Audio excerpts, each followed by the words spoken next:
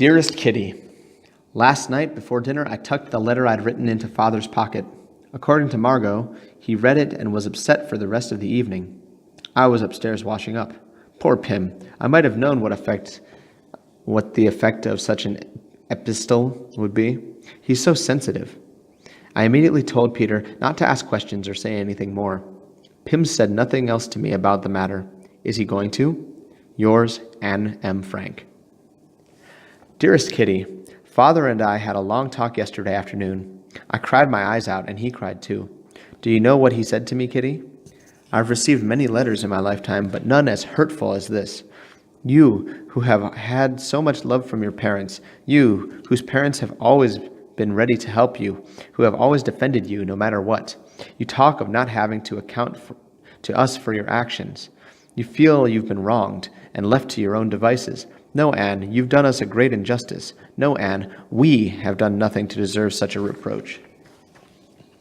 Oh, I've failed miserably. This is the worst thing I've ever done in my entire life. I used my tears to show off, to make myself seem important so he'd respect me. I've certainly had my share of unhappiness, and everything I said about Mother is true. But to accuse Pim, who's so good and who's done everything for me, no, that was too cruel for words.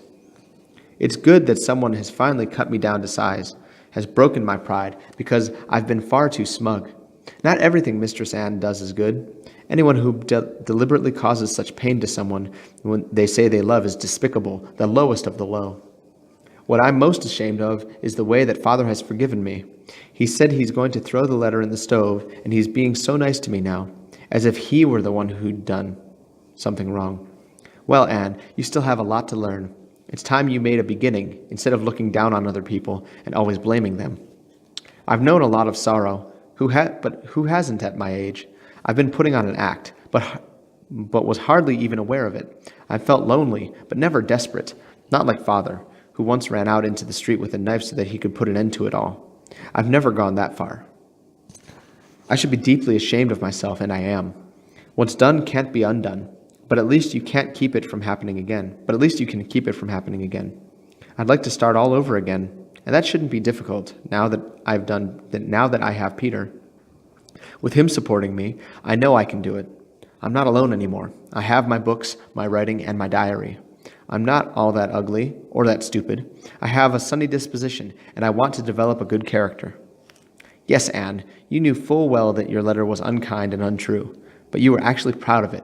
I'll take Father as my example once again, and I will improve myself.